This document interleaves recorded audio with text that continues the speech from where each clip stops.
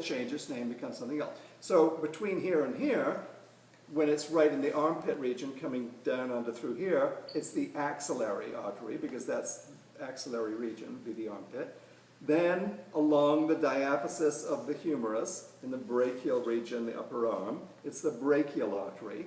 And that actually, on this model, will take us down to here before it divides into the radial and the ulnar arteries. And we can see this person standing like this, so this is his thumb, so this is the radial, because the radial pulse is right there. This is the ulnar artery. And I think that's as far as we're going to go. Here's the palmar arch and the digital artery, but we don't need all of those for our list. On this side, so branch number 2 of the aortic arch, since number 1 included both of those, branch number 2 is the left common carotid artery, which comes off directly, goes on up here, and then it's going to split somewhere up in the upper neck here into the internal and external carotid arteries. And maybe it's trying to show that there, but it really doesn't show anything going into the brain. So I think we can assume that we can't really see the internal carotid artery.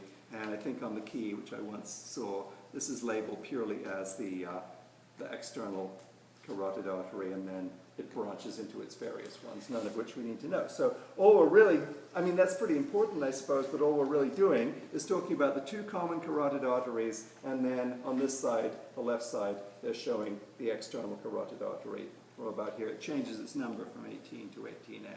And so that's that I can see on that.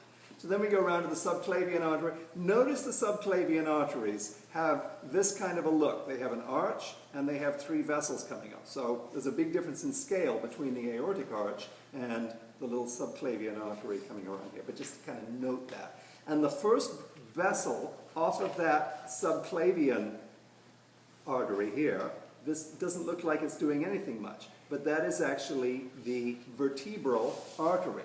And I'm just going to get myself a little prop here, and if I can do this quickly.